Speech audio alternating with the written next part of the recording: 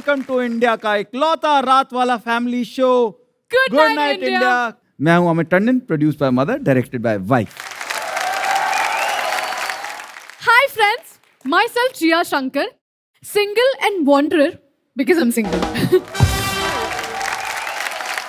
Welcome to my first traveling vlog, जिसका नाम है जिया चले दुनिया जले। So guys, कल सुबह का ब्रेकफास्ट होगा वडोदरा में और डिनर करेंगे कोटा में। ये क्या चल रहा है तुम्हारा? तुमको क्या गरीब रथ में पेंट्री का कॉन्ट्रैक्ट मिला क्या? मैंने ना ट्रैवलिंग व्लॉग शुरू किया है अमित। तुम्हें कब से ये ट्रैवलिंग वाला शौक चढ़ गया? मुझे ना बचपन से ही ट्रैवलर बनना था। ये आजकल ना ये लोगों ने ट्रैवलिंग को प्रोफेशन बना दिया है। हमारे टाइम में ये सब नहीं होता था। मतलब मैंने भी एक बार बोला अपनी मम्मी को, मैंने कहा मेरे को ट्रैवलर बनना है। मेरी मम्मी कहती कि ट्रैवलर बन के क्या करेगा? मैंने कहा वो होते ना बैग पैक उठा के घर से बस्ता लेके निकल लेते। कहते हम भी वेट करें, तू एक आधी बार फेल हो, हम वैसे ही निकाल देंगे तुझे। आप वैसे भी इतना सारा ट्रैवल करते हो, हमेशा घूमते ही रहते हो, तो अब ये शो के साथ साथ व्लॉगिंग भी शुरू कर लो। शो से भी पैसे, व्लॉगिंग से भी पैसे। फिलहाल जिया जहाँ से पैसे आ रहे हैं ना वहाँ पेट पे लात नहीं मारते और शुरू करते हैं अपना शो गुड नाइट इंडिया। जी हाँ, इंडिया की पर्सनल फैमिली महफिल जिसमें मैं लेके आया हूँ अपने 3 बहुत ही फनी दोस्त। दिल्ली की पराठे वाली गली में पराठे खाने के लिए मशहूर इंदर सानी,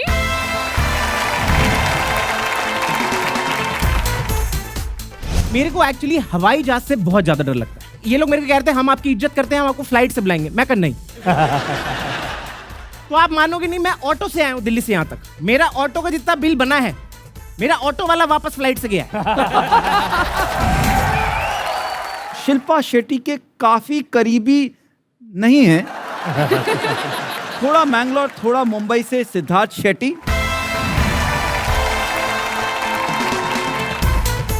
और मेरे को ना मस्त ऐसे रिक्शे वाले मस्त लगते हैं। वो देखा चीचा टाइप, जो पूरा दिन ना मुंह में पान मसाला घुसाए बैठे रहते हैं, तो गले तक पान मसाला रहता है। अरे कुंफू पांडा की तरह। अरे इनको पूछो अंधेरी जाओगे तो अंधेरी। मुंबई की भीड़ में भी दूर से नोटिस होने वाले मंदार भिड़े।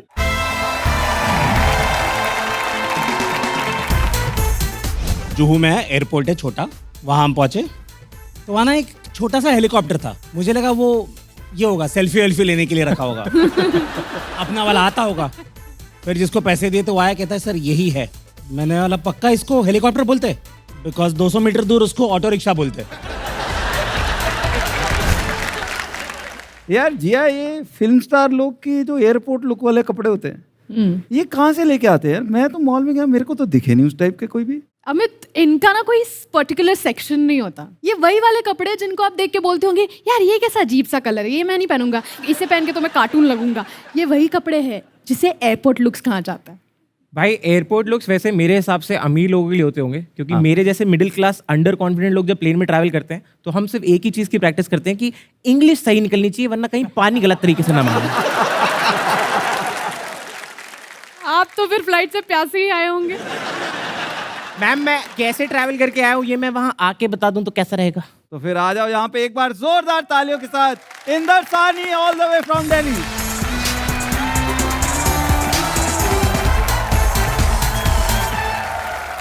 जी मैम, आप सिंगल हैं, एंजॉय कर रही हैं अपनी लाइफ को। मैं बस इतना बताना चाहता हूँ कि मैं भी सिंगल हूँ।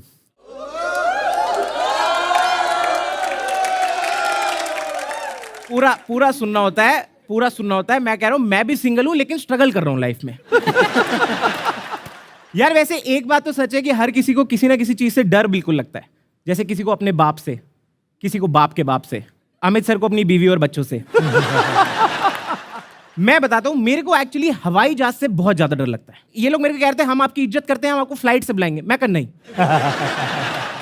तो आप मानोगे नहीं, मैं ऑटो से आया हूँ दिल्ली से यहाँ तक।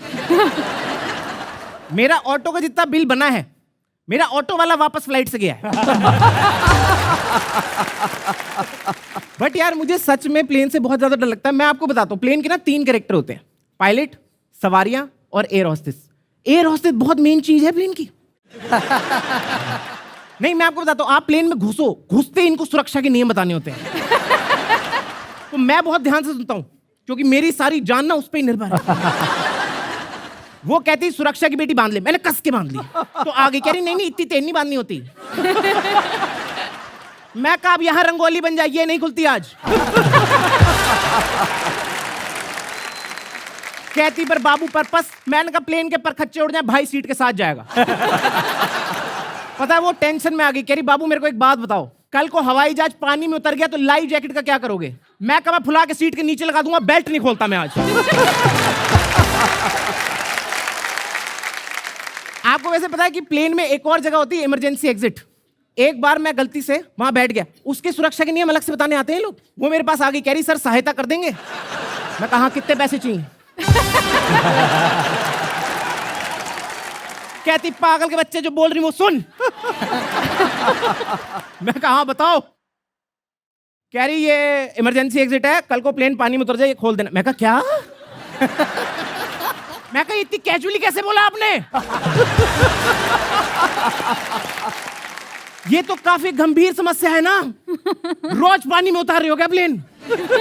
और मैंने कहा इस चीज को तो कम से कम नाटकीय रूपांतरण करके बोल, खुदा ना खास्ता वर्ड का तो यूज कर, टच वुड तो बोल बोलने से पहले।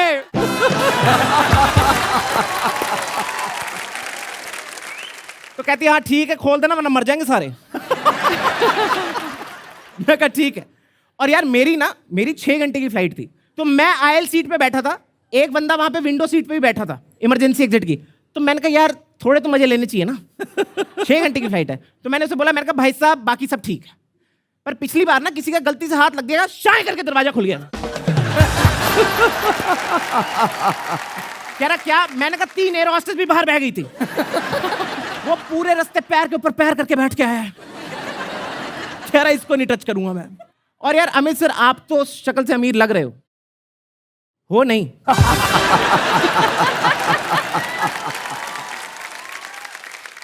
तो आप ट्रैवल करते होंगे महंगी वाली एयरलाइंस में, जहां पे एयर होस्टेस जैसे आप चढ़ते हो ना तो खुश होती है, आ गए आप। मैं जिसमें ट्रैवल करता हूं सस्ती वाली में, उसमें ताने अलग कस के जाती है कि मोटा उड़ के ही जाएगा, चला तो जाता।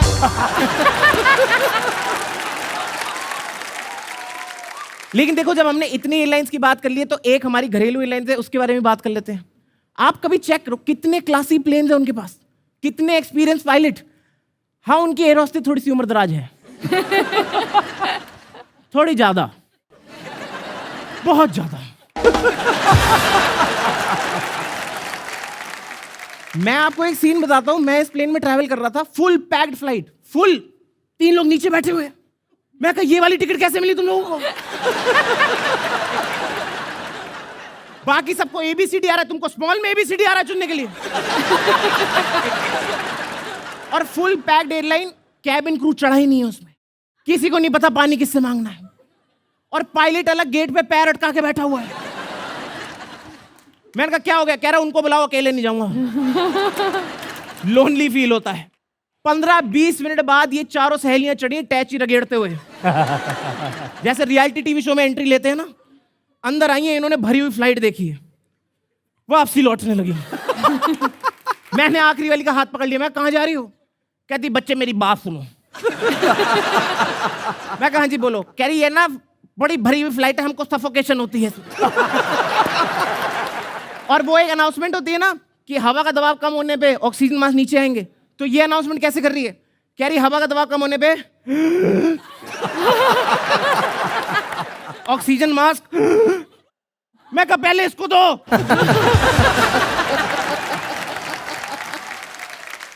बट पता है इस एयरलाइंस की एक बहुत अच्छी खासियत है, खाना देते हैं आपको, चाहे खराब देते हैं लेकिन देते हैं। एक बार दिल्ली से जयपुर तक की मेरी फ्लाइट, मेरी गलती कि मैंने दिल्ली से जयपुर की फ्लाइट ले ली। एक तो प्लेन इतना गंदा उड़ाते हैं कि 2 स्पीड ब्रेकर पर्सनली फील हुए हैं। तो उस फ्लाइट में खाना देते हैं, 35 मिनट हो गए खाना आया ही नहीं है। तो अब मैं चिंता में हूं, मैंने बटन दबाया, नहीं आई। मैंने फिर दबाया, फिर नहीं आई। अब सवारियां मेरी मजे ले रही, कह रहे है। मैं चुप कर। मैं उठ के चला गया, देखा ये चारों सहेलियां सेमी सर्कल में बैठ के खुद खाना खा रही हैं। वो निवाला लिया, मैंने निवाले पे थप्पड़ मारा। मैं कहा क्या बदतमीजी है? कहती बच्चे मेरी शुगर की दवाई का टाइम हो गया, पहले मैं खाना खा। मैं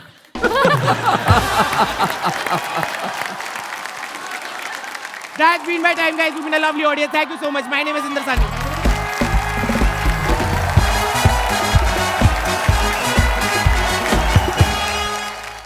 मुझे Thank you. सच में एक चीज जाननी है, जी मैम।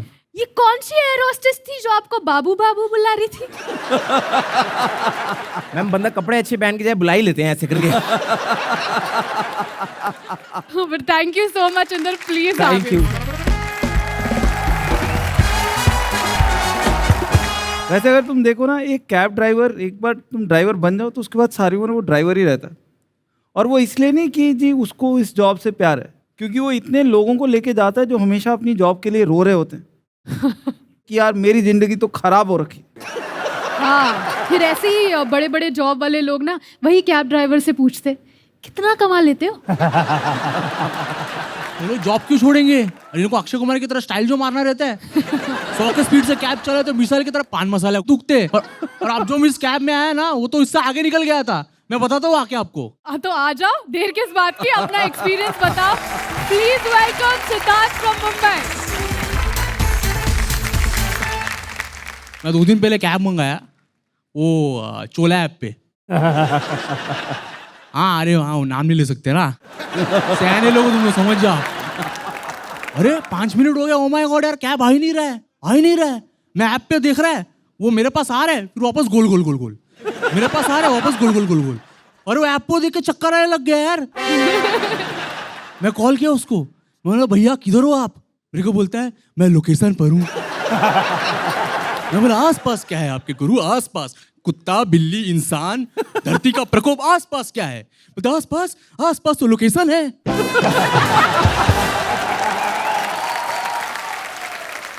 अरे वो लोग ऐसे ही रहते हैं, कभी नहीं बताएंगे कहाँ पर है ये लोग। इनके जान पहचान वाले इनको कॉल करते होंगे ना, गुरु कहाँ पर हो आजकल, क्या हालचाल? बोलते हैं आजकल तो लोकेशन पर हूँ। आपके बीवी का नाम क्या है? लोकेशन। बच्चे का नाम क्या है? Location junior. भारत की राजधानी क्या है? लोकेशन। परेशान हो गया यार इनसे मैं। तो मैं आधा किलोमीटर चल के गया उसके पास, उसके कैब में बैठा मैं, ठीक है, मैंने कुछ नहीं कहा उससे। वो मुझसे कहता है मेरा इंटरनेट नहीं चल रहा, आपको कहाँ जाना है? मैंने कहा मुझे लोकेशन पर जाना है।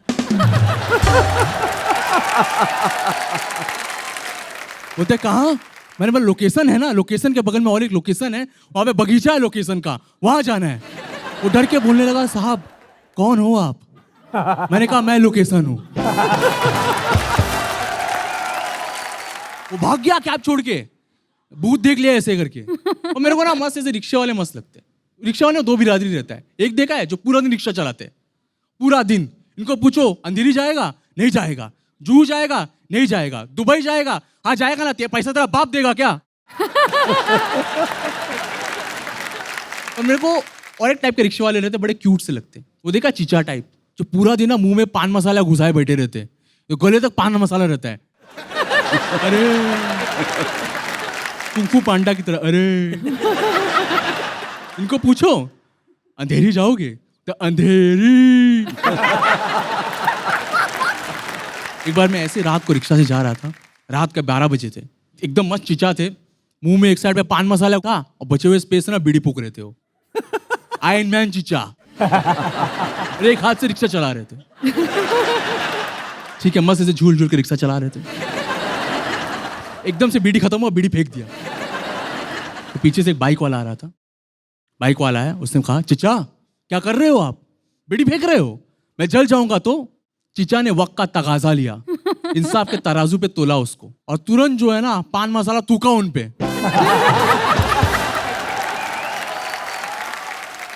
वो भड़क गया और बोलता क्या चिचा आप पहले बीड़ी फेंके, अभी पान मसाला थूक रहे हो मेरे पे? तो बोलता अरे आपने तो बोला जल जाओगे तो बुझा रहे हैं, बुझा रहे हैं, ठीक है। That is all from my end. Thank you so much. You guys have been an amazing audience.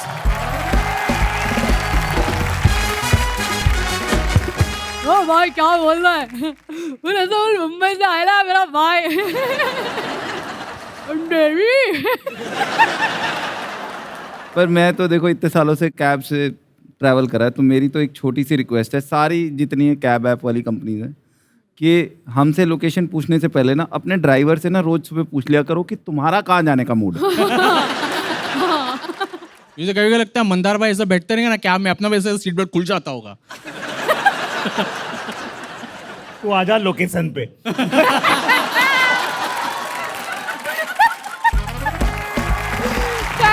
तो वैसे अमित आपको पता है हाँ, ऑन एन एवरेज एक दिन में 2 करोड़ लोग ट्रैवल करते हैं ट्रेन में।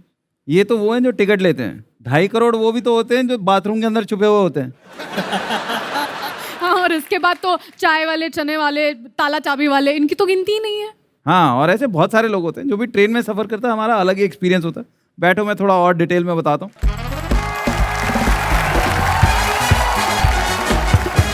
आप लोगों में से कितने लोग ट्रेन पे सफर किए? एक बार हाथ उठा दो। हिंदुस्तानी हो तो ट्रेन में तो सफर किए ही हो। नहीं, मैं ट्रेन में बचपन से सफर किया और धीरे धीरे ना तरक्की हुई ट्रेन के अंदर भी। आदमी शुरू में फट्टे वाली ट्रेन में गए, जो 3rd क्लास वाले डब्बे होते थे जिसकी सिर्फ टिकट लेते थे, वो भी कभी कभी, और अखबार बिछा के बैठते होते थे। फिर धीरे धीरे 2nd क्लास में पहुंचे जहाँ थोड़े गद्दे मिलते हैं ताकि जब तक घर बैठो तब भी बैठने लायक बचो। फिर पहली बार मैं गया 3rd AC में। 3rd AC में जाके ना आदमी को एक्चुअली तरक्की लगती है, क्योंकि वहाँ AC चल रहा होता है। आदमी अंदर बैठता है, कहता है कितना बढ़िया ठंडा है। फिर धीरे धीरे लगता है यार कितना ठंडा है। क्योंकि ट्रेन के AC का कोई मीटर नहीं होता, वो बस ठंडा कर गए हैं। वो जिसके पास रिमोट है वो घर चला गया, वो लगा गया 12 डिग्री पे, हम तुम ठर रहे हो। और वहां ना कंबल गंदे भी होते, पर ठंड इतनी ज्यादा होती तो आदमी फिर भी ओढ़ लेता है। तुम्हें दिख रहे हैं उसके ऊपर दाग पड़े हुए हैं, पर आदमी कहता है आंखें बंद करके ओढ़ लूंगा मैं। ट्रेन में जाओ ना, एक बंदा जिसकी कई बार बहुत इंपॉर्टेंस होती है, टीटी पे मुझे बड़ा तरस आता है। क्योंकि कुछ लोग तो उसको बहुत अच्छा ट्रीट करते हैं, जिनके पास टिकट नहीं होती ना वो उसकी बहुत इज्जत करते हैं। वो भगवान से ज्यादा टीटी ढूंढ रहे होते हैं। और जिसके पास टिकट है ना और प्रॉपर सीट पे बैठा है, वो उसको मुंह ही नहीं लगा रहा। मतलब टीटी को एक ही ट्रेन में 15 मिनट के अंदर कैप्टन और 12th मैन दोनों बनने की फीलिंग आ जाती है।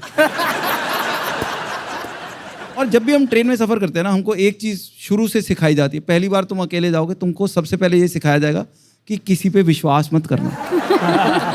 हम जैसे ही रेलवे स्टेशन में घुसते हैं ना, हमारा ह्यूमैनिटी से विश्वास उठ जाता है। तुम फैमिली के साथ गए हो, उन्होंने कुली कर लिया, तो उनको ये होता है कि कुली आगे ना निकल जाए सामान लेके। वो कुली पिछले 15 साल से काम कर रहा है वहाँ, वो किसी का सामान लेके नहीं भागा। वो सिर्फ यही वेट कर रहा है शायद कि टंडन साहब का सामान आएगा जिसमें मुझे 15 कमीजें मिलेंगी, और वो लगा देती है। तुमने देखा एक बच्चे को, तू कुली के साथ चल, तो मेरे को बोल रहे, मैं 8 साल का बच्चा, तू कुली के साथ साथ चल। मैं कहा अगर वो मेरे को साथ में ले गया तो बच्चा किडनैप हो जाए कोई प्रॉब्लम नहीं है, हमारी जुराबें नहीं होनी चाहिए। और एक हमें बचपन से ऐसी स्टोरी सुनाई हुई है, पहली बार जब तुम अकेले जाते हो, तुम्हें बताया हो तुम्हारे पेरेंट्स ने कि नशे वाले बिस्किट दे देते हैं, खाने में बेहोशी की दवा दे के खिला देते हैं। ये कहानी 1960 से चल रही है। तुमको नहीं लगता अब तक चोरों ने अपनी स्ट्रैटेजी बदल ली होगी? और मुझे 45 साल हो गए, मैंने आज तक ट्रेन में किसी को भी देखा नहीं कि वो मुझे खाना ऑफर करे। मैं ढूंढ रहा हूं कोई तो मिले। और एक और चीज मैंने रियलाइज करी है, एक फैमिली होगी जिसमें हस्बैंड वाइफ इकट्ठे चढ़े, उनमें से एक जना तुम्हारे साथ बैठा, उतने में हस्बैंड तुम्हारे पास आएगा कि ये ना मेरी वाइफ है, मैं हम दोनों की ना इकट्ठे सीट थी, और तो आप उधर चले जाओगे। मैं कहा यार एक बात बताओ, तुमने हस्बैंड वाइफ ने इकट्ठे टिकट बुक कराई, एक का 36 और दूसरे का 72 कैसे निकल रहा है?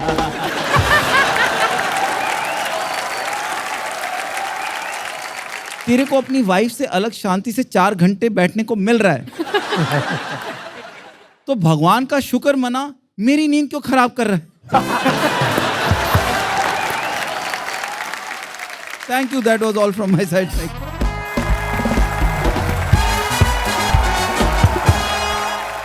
अमित, वैसे आपकी ट्रेन वाली बातें सुन के ना मेरे दिमाग में ऐसे ख्याल आया कि मंदार जब ट्रेन में किसी स्टेशन पे उतरने की कोशिश करते होंगे तो उतरते उतरते दूसरा स्टेशन आ जाता होगा। भाई ये तो कुछ भी नहीं, कभी कभी तो मंदार ट्रेन में चढ़ता है तो ट्रेन खुद उतर जाती है।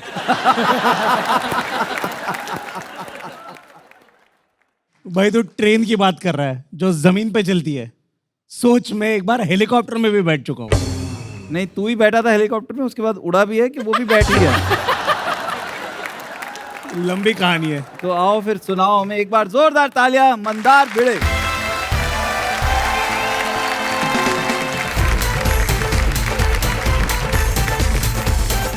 हेलीकॉप्टर की कहानी शुरू करूंगा, लेकिन उसके पहले थोड़ी बैक स्टोरी भी है। सर हमारे टाइम ना बर्थडेज है ना आज की तरह सेलिब्रेट नहीं होते थे। एक बार ऐसे हुआ, मेरा 6th बर्थडे था। मेरे पिताजी ने ऑफिस से फोन किया, बोले आज तेरा 6ठा बर्थडे, मैं 6 केक लेकर आऊंगा। मैं खुश, मैंने बिल्डिंग के सारे बच्चों को बुला लिया। मेरा बाप मावा केक का पैकेट लेकर आ गया।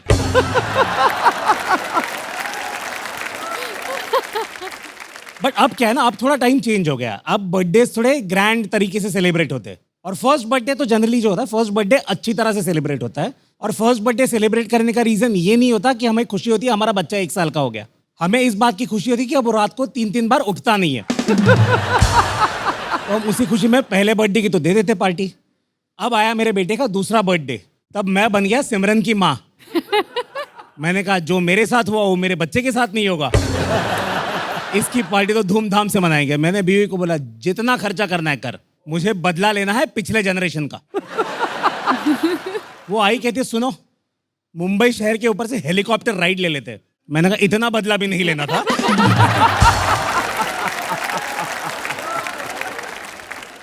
एक बार आपके वाइफ ने कोई चीज का मन बना लिया तो खुद भगवान भी उसको टाल नहीं सकता। तो मैंने ऑनलाइन बुक कर दिया।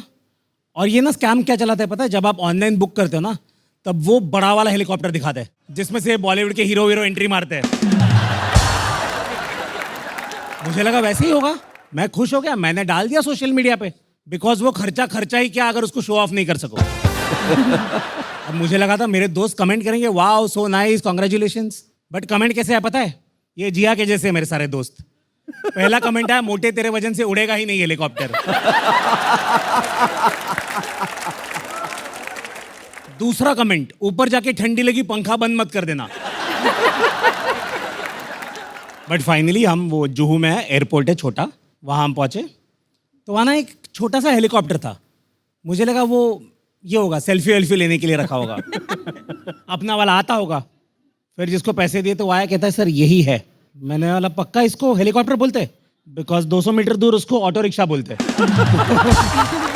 वैसे ही लग रहा था ऑटो रिक्शा पे पंखा लगाया हो किसी ने। तो हम बैठे उस हेलीकॉप्टर में। अब वो जो उसका पायलट था ना, वो हमें इंस्ट्रक्शंस दे रहा था कि सर इस तरह लीन मत हो ना, दरवाजा कभी भी खुल सकता है। दूसरी इंस्ट्रक्शन कहता है यहाँ पे हमारा कंट्रोल पैनल है, उसको पैर नहीं लगना चाहिए, तो आप पैर थोड़ा अंदर ले लो।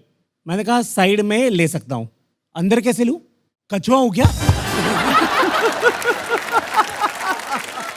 Alright, that's been what, and thank you so much, please.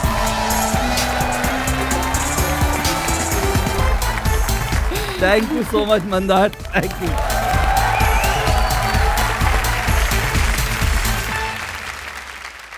तो इंडिया, ये थी आज की हैप्पीनेस की ट्रिप। कल फिर लौटेंगे रात 10:30 बजे स्माइल का नया पैकेज लेकर। Only on Good Night India.